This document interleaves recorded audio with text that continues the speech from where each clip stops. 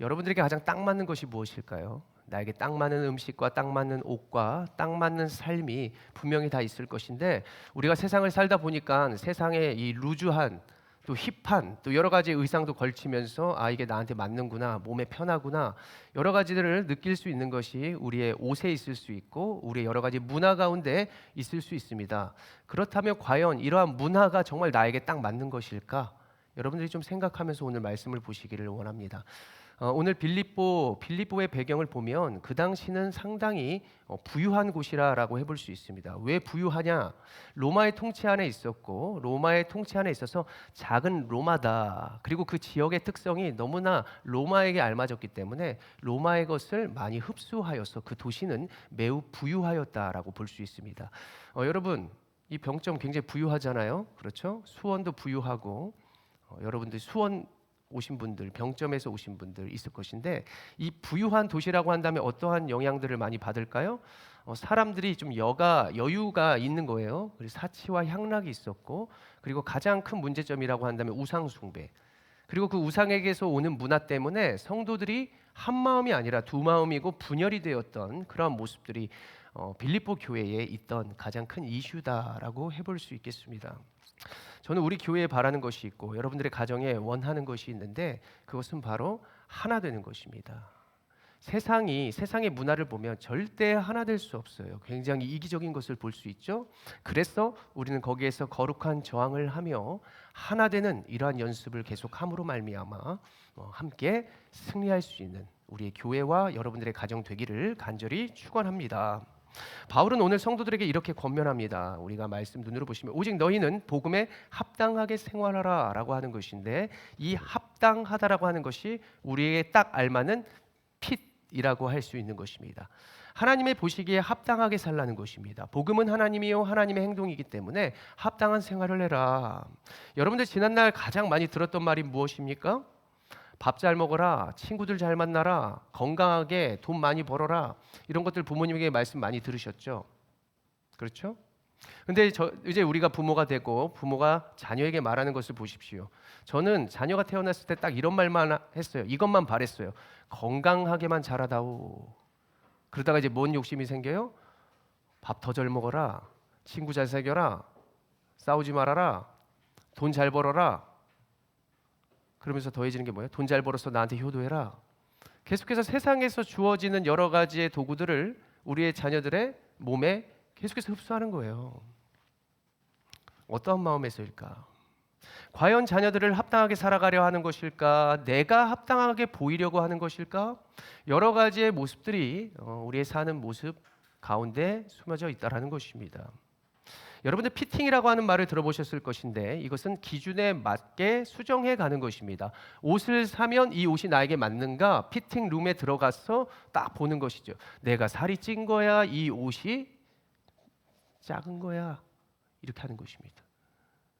여러분들 지금 옷장을 보시면 옷 다 다시 사야 돼요? 아니면은 뭐 어때요? 네. 어디에 수정을 해야 되는 것이죠? 옷에 내가 수정을 해야 합니까? 옷이 나에게 수정을 해야 합니까? 오늘 본문을 보면은 성도들을 살게 하는 복음에 합당한 생활, 가장 딱 맞는 이것을 바울이 세 가지로 말하고 있습니다.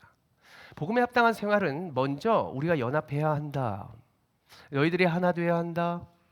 두 번째로는 너희가 두려워하지 말고 담대한 용기가 있어야 한다. 세 번째로는 너희가 싸워야 하는데 선한 싸움을 해야 한다라고 하는 것이 우리의 합당한 것이라고 바울은 권면하고 있다는 것이죠. 자, 우리가 먼저 함께 한다라고 하는 연합을 나눠보려 하는데, 첫 번째로 연합하라라고 합니다. 따라합니다. 연합하라. 네, 연합하라입니다. 무엇으로 연합할 수 있을까? 빌립보서 1장 27절의 말씀을 같이 읽어봅니다. 시작. 오직 너희는 그리스도의 복음에 합당하게 생활하라.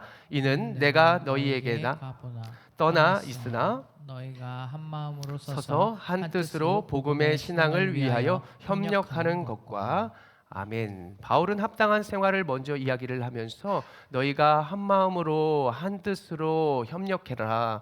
여기서 빠지지 않는 것은 마음입니다. 마음. 제가 어린 시절에 부모에게 가장 많이 들었던 말이 형제들과 싸우지 마라, 동생과 싸우지 마라. 그런 말을 들었어요. 한 마음이 되라는 것입니다. 그런데 동생과 한 마음이 될 수 있었을까요? 얼마나 많이 싸운지 모릅니다. 동생을 얼마나 많이 때렸는지 몰라요. 이 영상을 보는 동생아, 미안하다. 제가 이제 동생한테 져요. 동생이 돈을 더 잘 벌고 동생이 부모에게 더 많은 것들을 해드리는 것만 같아서 저는 기도밖에 못하는데, 그래서 제가 동생을 많이 세워주죠. 결국 지면은 되게 행복한 게 많은 것 같아요. 동생이 다 여러 가지들을 형을 위해서 하고, 또 형이 해야 할 몫을 하고, 또 성묘를 할 때에 이제 추도 예배를 뭐 이렇게 제사는 안 드리지만 명절 때 동생이 또 그 부모와 할머니들 산소, 뭐 조상들의 산소도 다 이렇게 벌초도 하고, 이런 것들에 대한 걸 또 동생이 잘 또 감당하더라고요. 사실 우리가 함께 되지 못하고 싸우고 이렇게 분열되는 모습들을 보면 다 죄악과 관련이 되어 있습니다. 죄가 무엇이에요? 주님과의 단절이죠. 주님과의 관계가 멀어지고 끊기게 되면서 우리가 어떻게 돼요? 이기심이 생기죠. 주님과 멀어지니까 주님의 마음과는 달라지고 두 마음, 세 마음이 되면서 계속해서 남들과 이상하게 시기하고 질투하고 하나 되지 못하는 이러한 모습들을 보게 되더라는 것입니다. 가정을 보십시오. 세상을 보십시오. 어때요? 세상의 정치판이 어때요? 싸우고 있어요. 누굴 뽑아야 돼요, 여러분? 환장하겠어요. 정말 서로가 하나 되지 못하는 이런 여러 가지의 모습들이 있고, 우리의 가정을 보십시오. 맨날 사랑해요, 싸워요? 사랑해서 싸운다고요? 사랑해서 싸워요? 사랑해서 정든다고요? 그렇게 타협하면서 계속 두 마음 품고 취미가 달라지고 가정이 분열되고 세상의 모습을 닮아가는 것도 또 가정이 될 수도 있습니다. 교회를 보십시오. 우리의 교회 싸워요, 안 싸워요? 우리 교회 싸울 사람도 없어요. 우리가 찬양했죠. 아름다운 마음들이 모여서. 지난 금요일 날 우리 엊그제죠. 엊그제 찬양 집회를 하면서 이거 하면 되는구나. 몇 명 모였을까요? 한 40명 모였나요? 50명? 예, 많이 모였더라고요. 많이 오셨고 많은 은혜를 받았습니다. 서로 아름다운 마음들이 모여서 주의 은혜를 나누고, 우리 서로 사랑해. 우리가 했던 찬양처럼 우리 교회는 하나됨으로 승리할 줄로 믿습니다. 제가 가정에 대한 부분에 왜 가정이 이렇게 대표적으로 싸우나라고 하는 것을 찾아보니까요. 먼저는 부모를 모시는 문제 때문에 싸우더라는 거예요. 그리고 재산 때문에 싸워요. 그리고 마지막으로는 무엇 때문에 싸우냐? 고부간의 갈등. 시어머니와 며느리가 싸웠는데 남편 누구 편 들어야 돼요? 남편. 아내 편 들어야죠. 엄마에게 가서는 엄마 편 들어야 돼요. 잘해야 돼요, 역할을. 부부간에 그 역할에 대한 감당을 잘해야 합니다. 어느 뉴스 기사를 보니까 거의 10년 정도 돼가는 뉴스 기사였어요. 인천에서 시어머니와 며느리가 40대 며느리, 70대 시어머니가 같이 백화점을 갔어요. 심한 고부간의 갈등을 겪었다 그래요. 그런데 왜 둘이 백화점에 갔을까? 저는 그것이 의문이에요. 같이 갔는데 물건을 고르다가 시어머니랑 며느리랑 이제 마음이 달라가지고 말다툼을 하다가 어떻게 됐냐면 시어머니가 40대 며느리가 어머니를 니킥으로, 그러니까 어머니가 그의 질세라 발차기를 하면서 주먹으로, 그래가지고 경찰이 출동했다 그래요. 이거 제가 지어낸 말 아닙니다. 이거 거의 10년 다 된 말이니 얼마나 지금 더 악하겠어요. 누가 잘못한 걸까? 우리가 이러한 세상의 모습과 우리의 삶을 돌아보면서 무엇으로 극복할 수 있는가를 한번 생각해 보셨으면 좋겠습니다. 먼저는 마음이 두 마음 됐다 그랬잖아요. 우리가 주님을 떠나서 그런 거잖아요. 그래서 먼저 무엇을 해야 하느냐? 따라합니다. 주님의 마음으로 시작하자. 예. 부모님 마음을 생각했을 때 부모님 마음, 물론 부모님을 잘못 만난 사람은 부모님 마음이 뭔가 사랑이 안 느껴지고 할 수 있다면, 여러분들 정말로 누군가에게 사랑을 받았던 적을 한번 기억해 보십시오. 그 마음을 생각한다면 내가 그 마음을 봐서라도 두 마음이 아니라 정말 그 마음으로 누군가와 함께 하려 하고 감싸주려 하는 마음이 이렇게 솟아나는 것을 여러분들 느끼고 생각해 볼 수 있다고 여겨집니다. 예수님이요, 십자가에 달리시기 전에 자신이 떠나야 하니까 사랑하는 백성들을 생각하며 자녀들을 생각하면서 무엇을 했느냐? 기도를 했습니다. 너로 서로 싸우지 마. 좀 사랑했으면 좋겠어. 내 안에 너희들이 거하면서 좀 승리할 수 있었으면 좋겠어. 이렇게 예수님이 십자가의 앞에 서기 전에 기도를 하셨어요. 이것을 인류를 위한 대제사장적 기도라고 하는데 요한복음 17장에 그분이 기도했던 모습이 있습니다. 좀 길지만 한 절씩 읽고 마지막 23절은 함께 예수님의 기도를 보도록 하겠습니다. 제가 먼저 읽습니다. 아버지여, 아버지께서 내 안에 내가 아버지 안에 있는 것 같이 그들도 다 하나가 되어 우리 안에 있게 하사 세상으로 아버지께서 나를 보내신 것을 믿게 하소서. 여러분은 시작. 22절. 내게 주신 영광을 내가 그들에게 주었사오니 이는 우리가 하나가 된 것 같이 그들도 하나가 되게 하려 함이니이다. 함께 읽습니다. 곧 내가 그들 안에 있고 아버지께서 내 안에 계시어 그들로 온전함을 이루어 하나가 되게 하심은 하나님께서 나를 보내신 것과 또 나를 사랑하심 같이 그들도 사랑하신 것을 세상으로 알게 하려 함이로소이다. 아멘. 하나님께서 우리를 위해 기도하신 이유가 뭐냐? 하나가 되자, 또 하나가 되라라고 하는 것입니다. 하나가 되고 하나가 되라라고 말하는 것은 우리에게 능력이 나타나기를 원하는 것이고요. 우리가 살아계신 하나님의 자녀의 모델이기 때문입니다. 주님이 눈으로 안 보이기 때문이죠. 주님이 눈으로 보이지 않으니까 내가 주님의 말씀 안에 그 말씀이 내 입술을 통하여 나아갈 때 세상이 주를 알게 되고 주를 깨닫게 되더라. 이것입니다. 여러분, 사랑하는 만큼 상대가 진짜 보인다는 말 들어보셨어요? 돈을 사랑하면 돈이 보여요. 내가 돈을 사랑하면 돈을 보고 있는데 도둑이 돈을 얻으려면 돈을 사랑하는 사람을 보면 됩니다. 저도 사람을 볼 때 여러분 겉모습 다 보잖아요. 속 모습도 보게 돼요. 마음도 보게 되는데 딱 누군가를 보면요, 이 사람이 무엇을 사랑하는지 딱 보여요. 아, 이 사람 시계 좋아하는구나, 옷을 좋아하는구나, 이 사람 뭐 여러 가지 돈을 좋아하는구나, 세상의 문화를 좋아하는구나, 보여요. 어렸을 때 지극히 가난하니까 내가 돈을 사랑할 수밖에 없죠. 돈을 마음에 품게 되고 돈을 보게 되는 순간 그 사람들은 저 사람 돈밖에 몰라. 돈 냄새가 나. 남들 앞에서 저 사람 돈 많아. 정말 저 사람 최고인 것 같아. 뭐 이러한 과시와 영광이 여러분들의 목적입니까? 건강하지 못한 사람은요, 건강을 추구합니다. 그렇죠? 어떠한 사람들이 그래요. 집사님, 먹는 약 있으세요? 병원에 가세요? 네, 제가 고지혈증이 있습니다. 혈압이 좋지 않습니다. 심장에 벌써 스텐스를 박았습니다. 그런데 감사하대요. 왜요? 나는 그래도 주기적으로 그것 때문에 병원에 들리고 그것을 관리하면서 계속해서 살면 되니까. 가장 무서운 사람이 무엇이냐? 나는 병원이라는 걸 몰라. 나는 약을 안 먹어. 이런 사람이 따라합니다. 훅 간다. 네, 훅 갑니다. 훅 가요. 우리에게 연약함이 있고 우리가 두 마음이 있고 우리가 무엇을 좀 사랑한다 이렇게 있어도 우리가 다시 도전받고 할 수 있다는 것은 우리가 오늘 주님의 말씀으로 인해서 내가 주님보다 무엇을 사랑하는지를 깨닫고 다시 한번 우선순위를 분명히 하여 내가 주님과 함께 누군가를 사랑했을 때 주님이 나타난다. 이 말은 주님의 능력이 나타난다라고 하는 것을 믿으시기를 바랍니다. 우리가 보십시오. 세상에 내가 돈을 사랑하고 사람을 사랑하고 계속해서 나아간다 해도 그게 따라오나요? 우리가 그것을 쫓았을 땐 저는 따라오지 않는다고 생각을 해요.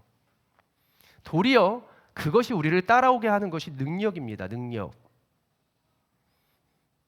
내가 남을 사랑하는 것도 정말 그것에서 얻어지는 결과도 능력이 되겠지만 진짜 큰 능력은 그것이 나를 따라오는 것. 사람들이 나를 따라오고 돈이 나를 따라오고 건강이 나를 따라오고 이 따라오게 하려면 나에게 어떠한 사랑의 우선순위와 또 연합이 있어야 하는가? 여러분들 그것을 기억하시기 바랍니다. 성경은 말해요. 주님을 사랑하라. 성경은 말해요. 원수를 사랑하라. 성경은 말해요. 우리가 따로 예배하지 말고 함께 모여 예배하라. 교제하라. 이 속에 능력이 있기 때문입니다. 여러분들 머리로 믿어지지 않아도 먼저는 마음으로 믿으시면서 여러분들의 삶을 점검하기를 원합니다. 우리가 돈을 사랑하니 돈이 보이고 건강을 원하니 건강이 보이고 예수를 원하면 예수가 보이는 것이죠. 예수님은요, 제자들을 봤을 때 사랑의 눈으로 보았습니다. 남들은 그래요. 제자들을 보았을 때 저 사람 왜 믿어? 저 제자들 왜 믿어? 곧 떠날 것 같은데, 곧 배신할 것 같은데 예수님 아셨어요. 근데 예수님은 그 연약함을 보면서 계속해서 사랑을 주기를 원했습니다. 가룟 유다가 예수님을 배반할 것도 알고 제자들이 떠날 것도 알았는데 예수님이 그 순간에 무엇을 하셨느냐? 요한복음 13장 1절의 말씀을 같이 한번 읽어봅니다. 시작.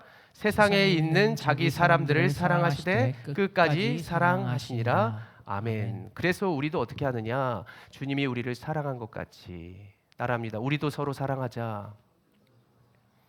그 하나 돼야 승리하는 것입니다.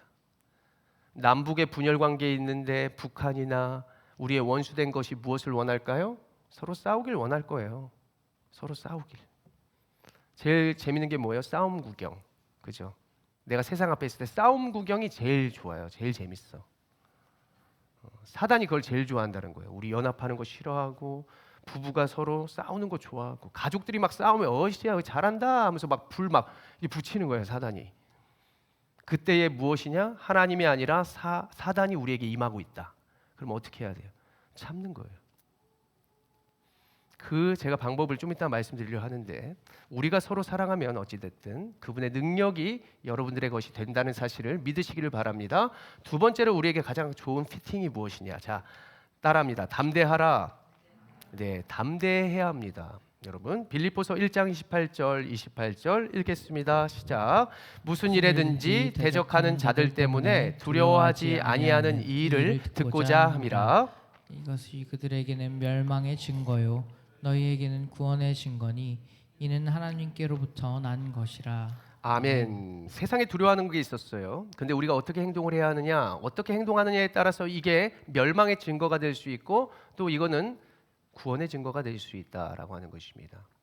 그러니까 좋은 증거가 될 수 있고 나쁜 증거가 될 수 있는 것이죠. 어떻게 하느냐에 따라서. 자, 우리가 살아가면서 다 두려워하는 자들, 대적자들, 또 두려워하는 장소와 영역들이 있습니다. 그렇죠? 두려워하는 장소가 어디예요? 밀폐된 지하실? 두려워하는 사람이 누구예요? 폭력배? 깡패? 무서운 영화를 예로 들었을 때 여러분들 귀신, 괴물 뭐가 두려워요?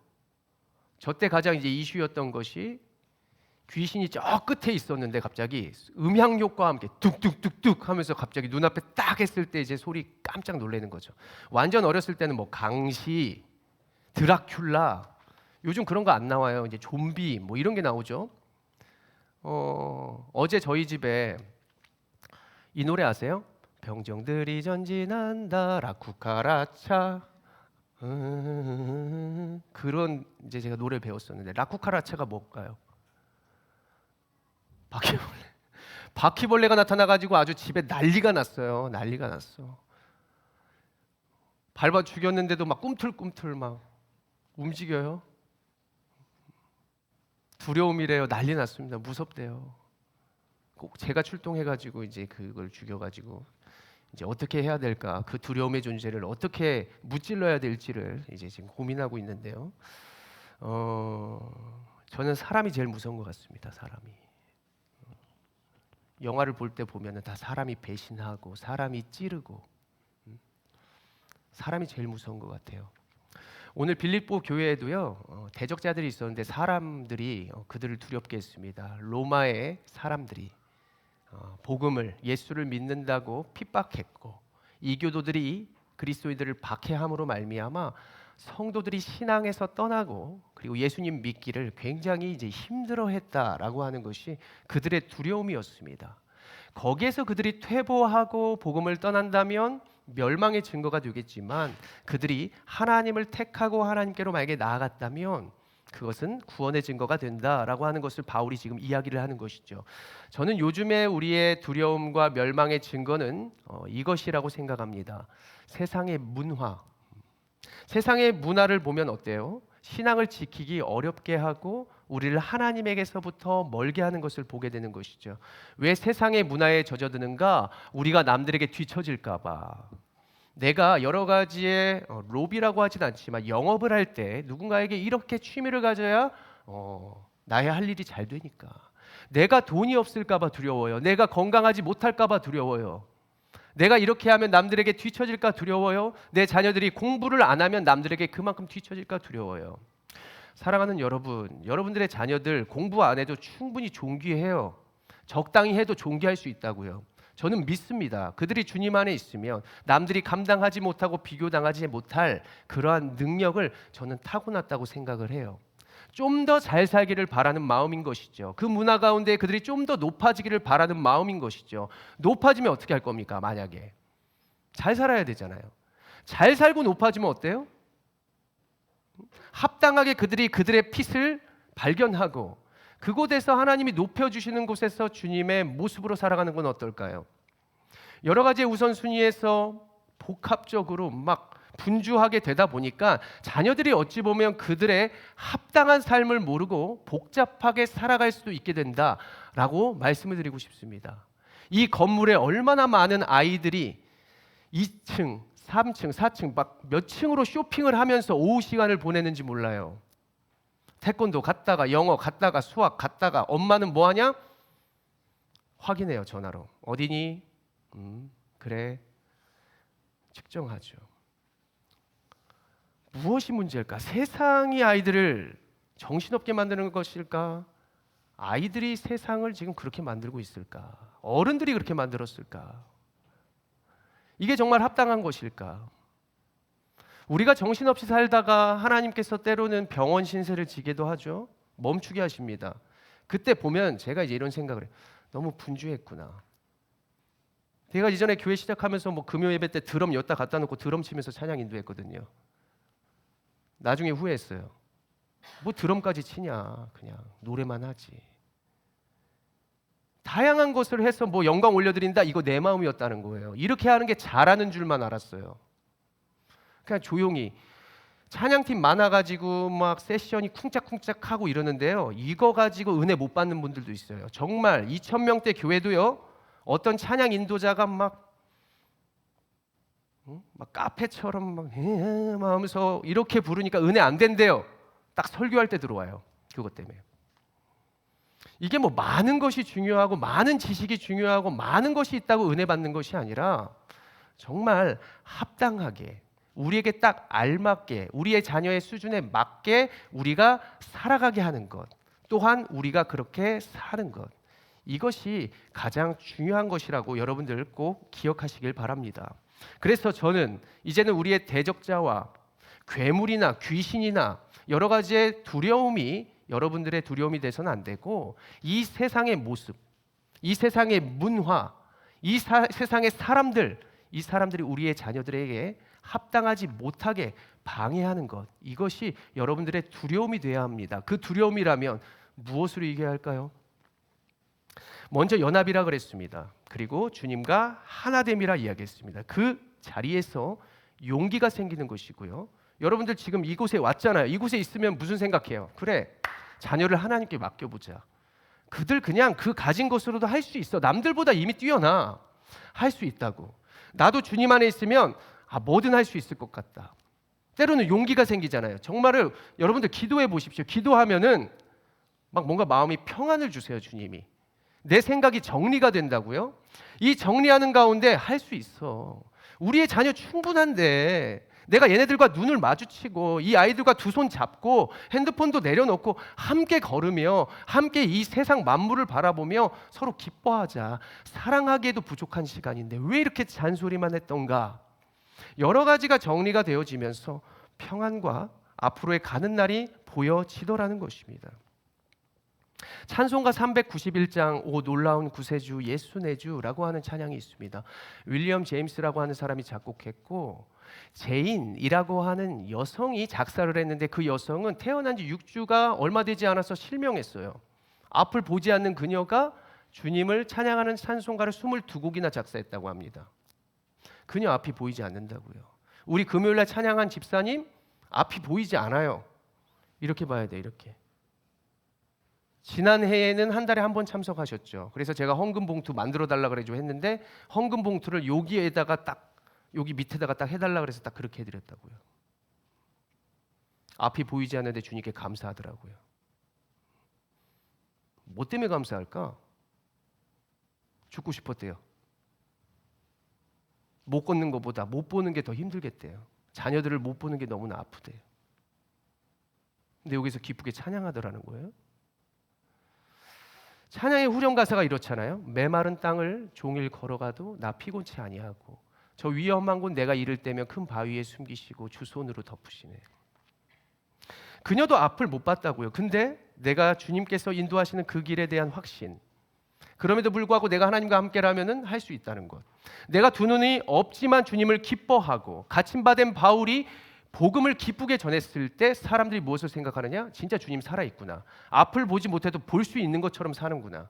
어떻게 보는 사람도 이렇게 죄를 저지르고 지밖에 모르는데 보지 못하는 그녀는 어떻게 남을 위하여 작사하고 복음을 이렇게 나타냈던가. 이것이 복음이거든요. 이게 세상에 진짜 놀랄 일이거든요. 과연 우리는 두 눈을 다 보고 주머니에 땡전 조금이라도 있고 자녀들이 그냥 건강하고 앞을 볼 수 있는데 나는 어떤 생활을 하는가? 저는 다 생활을 알지만 뭐가 문제냐? 미루는 것 같아요. 우리도 그 우리의 염려 있잖아요. 우리가 이렇게 하면 큰일 날 것만 같은 그 영역, 그 모습. 성도들이 없으면 큰일 날 것만 같은. 오늘도 성도들이 좀 빠졌잖아요. 1부 예배도 한 이 정도 왔어요. 2부 예배는 평소보다 또 좀 몇 분 빠졌단 말이에요. 그러면 이런 생각이 들죠. 내가 잘못하고 있나? 내가 부족한가? 이렇게 해서 이거 목회 되겠나 이거? 그거는 세상에서 오는 세상의 대형 교회가 보여주는 그거죠. 여러분들도 저와 여기가 굉장히 거리가 좁잖아요. 저는 여러분들이 여기서 예배드리면 어디서도 예배를 잘 드릴 것 같아요. 어떤 상황에도 꼭 좋은 화려한 성가대와 뭐가 없어도 내 목소리로 내가 나오지 않으면 내가 나와도 뭔가 내가 하지 않으면은 조용할 것만 같은 이 책임감. 세상에서 오는 것이 아니라 하나님에게서 오는 말씀과 그분의 음성을 저는 여러분들이 잘 듣고 여러분들의 스스로와 가정에 잘 적용하시기를 간절히 원합니다. 믿음을 가지십시오. 요한일서 5장 4절 우리 교회와 굉장히 밀접한 말씀이에요. 같이 읽어봅니다. 시작. 무릇 하나님께로부터 난 자마다 세상을 이기느니라. 세상을 이기는 승리는 이것이니 우리의 믿음이니라. 아멘. 여러분들 하나님께로부터 난 자지 세상에게서부터 난 자 아닙니다. 여러분들은 구원의 증거고 승리의 증거가 주님과 함께 할 수 있다는 사실, 될 수 있다는 사실을 믿으시기를 바랍니다.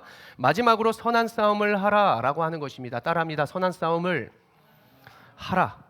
빌립보서 1장 29절의 말씀 읽으며 나눠봅시다. 29절이요. 시작. 그리스도를 위하여 너희에게 은혜를 주신 것은 다만 그를 믿을 뿐 아니라 또한 그를 위하여 고난도 받게 하려 하심이라. 아멘. 여러분들 싸움 좋아하십니까? 싸움 영화, 액션. 사람이 저마다 싸우는 이유를 보니까 내가 지지 않으려고, 내 자존심이 상하고, 그리고 손해보지 않으려고 싸운다는 것입니다. 하나님도 싸움을 좋아한대요. 싸움을 좋아하시는데 어떤 싸움을 좋아하느냐? 따라합니다. 선한 싸움. 선한 싸움 좋아하는 거예요. 이전에 영화 중에 싸움의 고수라고 하는 영화가 있었습니다. 싸움의 기술인가 이제 이런 영화가 있었죠. 주인공이 맨날 학교에서 맞아요. 그러니까 이제 내가 도저히 이제 맞을 수 없다. 내가 싸움의 고수를 찾아가야지 해가지고 싸움을 배우는 것입니다. 싸움을 배워가지고 그가 복수하고 그리고 싸움을 계속 거는 자들에게 다시 싸워 나가서 이겼더니 그 영화가 결말이 좋을까요? 주변이 망가지는 거예요. 주변이 더 다치는 거고 결과적으로는 싸움에 싸움이 낳고 싸움은 복수를 낳고 그러다가 좋지 않는 그러한 결과가 세상의 싸움의 모습이라고 하는 것입니다. 그러나 오늘 바울이 말하는 선한 싸움은 뭐가 다르나 보았더니 상대에게 도리어 지는 싸움이에요. 지는 싸움. 이런 노래가 있습니다. 그가 오신 이유, 그가 이 땅에 오신 이유라고 하는 노래가 있습니다. 그가 이 땅에 오신 이유는 죽어야 살게 되고 져야만 승리하는 놀랍고도 영원한 신비. 그래서 우리는 어떻게 선한 싸움을 해야 되느냐? 따라합니다. 남에게는 져주고 나에게는 이긴다. 중요한 것이 이거예요. 남에게 진다, 그냥 진다가 아니라 져준다. 누구 때문에? 제가 동생한테 져주는 이유는 약해서가 아니에요. 제가 지금 많이 말라졌지만 저 이소룡입니다. 지금 이소룡. 살만 빠졌어요 지금. 동생이 저보다 몸무게가 더 많이 나가요. 90kg 될라나? 그래도 이긴다고요. 말라도 더 오래 뛸 수 있다고요. 뛰어야 산다. 이길 수 있는데 져주는 것. 우리가 누구 때문에? 저는 부모 때문에 동생한테 져준다 그랬어요. 예수님 때문에. 예수님이 그렇게 져줬는데 멋졌잖아요. 져주는 거예요. 힘이 있는데 져주는 거. 잘 사는데 내가 비우는 거. 못 사는데도 나누는 거. 이게 진짜 멋있다고요. 돈 많은데 과시하는 거. 이쁜데 더 이쁜 척하는 거. 아니라고요. 이쁘니까 좀 상한 곳에 가서 이쁜 사람이 좀 고생하는 거 보여주고, 내가 조금 남들보다 더 나은 것이 있다면 그것으로 어떻게 하는 거예요? 져주는 것에는 여러 가지 말이 있습니다. 내가 낮아지는 것, 예수님처럼 낮아지는 것, 놀라운 신비가 되기 위하여. 그래서 사랑하는 여러분, 여러분들은 분명히 이길 수 있어요. 세상의 방법으로 이길 수 있다고요. 복수할 수 있다고요. 그러나 여러분들, 져주는, 주님으로 하여금 져주는 여러분들 되시길 바랍니다. 져주세요. 환경이 아닙니다. 우리가 싸울 대상은 환경이 아니라 여러분들 자신입니다. 자신. 왜 우리 자신을 이기기 가장 어려우냐? 우리와 우리 자신이 타협하기 가장 쉽기 때문이에요. 그래, 내일 하자. 우람아, 운동 내일 해. 오늘만 있냐? 내일 끊자. 이거 내일 끊어. 사랑도 미루고, 복음 전하는 것도 미루고, 예배하는 것도 미루고, 어디서나 예배하면 되지 뭐 다 아는데. 이런 게 저도 굉장히 세상 속에 있으면 뭐 자녀들 데리고 뭐 세상으로 나아가고 가족들과 좋은 시간을 보내면서 예배하면 되지, 기도하면 되지라고 하면서 조금 세상에 많은 영향을 받을 것만 같아요. 그게 되게 위험한 것이다, 어찌 보면. 그래서 오늘 여러분에게 다시 한번 자신을 알고 인생에 합당한 정말로 복음의 피팅을 해드리기 위해서 거룩한 부담감을 드리도록 하겠습니다. 여러분들 너무 많이 들으신 거예요. 너무 많이 들었고 당연하기 때문에 하기 힘든 거. 자, 그리스도의 의무와 책임이라고 할 수 있는, 자, 자막을 띄워보십시오. 따라합니다. 예말기, 순교전. 순교하기 전이에요. 순교하기 전에 여러분들 해야 할 거라고요. 예말기. 예배, 말씀, 기도, 순종과 헌신과 그냥 교제와 전도를 말하는 것인데 몇 가지나 하고 있습니까, 여러분? 이게 합당한 의무라고요. 우리가 운동해야 하고, 우리가 좋은 것 먹어야 되고, 사랑하는 자녀들에게 좋은 것 가르쳐야 하고, 이렇게 바라는 것처럼 주님이 그리스도인들에게 합당함을 위해서 의무로 주신 것이 말씀 속에 있는 그것이 바로 이거예요. 예말기 순교전. 예배 뭐라 했어요? 예배는 내가 받는 게 아니에요. 드리는 거니까 힘든 거예요, 여러분. 부모를 한번 모셔보세요. 오늘 부모가 이곳에 있어요. 모신다고 하면 뭐 쉬워요? 직장 상사와 함께 갈 때 쉽나요? 예배는 내 생각과 지는 거예요. 내가 내 것을 포기하는 것이죠. 말씀, 여러분들 말할 수 있어요. 지금 듣는 거 얼마나 힘듭니까? 기도, 호흡이라 했는데 나는 어디서 호흡했냐고요. 어디에서? 어디와 대화를 했냐고요. AI요, 챗 GPT요. 의사와 판사, 사람들에게 물었어요. 의사, 판사, 챗 GPT, AI가 더 확실하다, 더 믿을 만하다. 근데 전 그렇게 생각해요. 예술, 작가들 그림 그리는 거 AI가 그려주는데 이게 더 좋은데요. 이 음식이 더 맛있는데요. 필요 없어요. 부모 필요 없다고요. 친구 필요 없다고요. 하나님 필요 없어요. 이거 정말 조심해야 되는 거예요. 잘 사용해야 하지만 조심해야 하는 것. 내 스스로 자신이지만 조심해야 하는 것. 그것이 가장 두려움의 존재이지 않을까. 이 모든 6가지를 방해하는 그것이 여러분들의 염려와 두려움이 되어야 합니다. 한 가지 한 가지를 정복해 가면서 승리했으면 좋겠어요. 이렇게 하면 큰일 날 것 같잖아요. 여기 개척교회에서 내가 교제하다가 큰일 날 것 같잖아요. 붙잡혀가지고 뭐 일을 해야 할. 이러면 좀 어때요? 제가 기도 더 많이 해드린다니까요. 주님이 여러분들 할 수 없는 것을 하게 해드린다고요. 믿어요. 왜 적당히 믿냐고요. 천국에서 같이 보자고요. 믿는 척 해가지고 목사가 여기서 믿는 척해서 천국 갔는데 목사가 없더라, 장로가 없더라, 어떤 집사가 없더라. 세상이 그런 생각하지 않도록 여러분들 보여줘야죠. 진짜 믿으면 할 말이 있는 거예요. 주님 앞에 할 말이. 왜 안 줘요? 하나님 사랑하면 승리 준다면서요. 내가 지면은 높여 주신다면서요. 그렇게 여러분들이 좀 떳떳하고 당당하게 기도했으면 좋겠어요. 그래서 담대하라. 우리가 주님께 함께하는 시간이 많을수록 여러분들 용기가 생긴다는 것을 믿으시기 바랍니다. 세상 앞에서도 떳떳하고 주님 앞에서도 떳떳하게. 그리고 우리가 져야만 승리한다는 그 믿음, 져주는 거. 그리고 이렇게 우리가 말한 예말기 순교전 그리스도의 의무를 행하며 여러분들 살아갈 때 여러분들 자신이 승리의 아름다운 증거가 될 줄로 믿습니다. 저도 그럴 거예요. 주님 위에서 운동하고 주님 위에서 돈을 벌고 주님 위에서 솜사탕 돌리고 뭐가 부끄럽습니까? 목사가 뭐 그거 하면 어때요?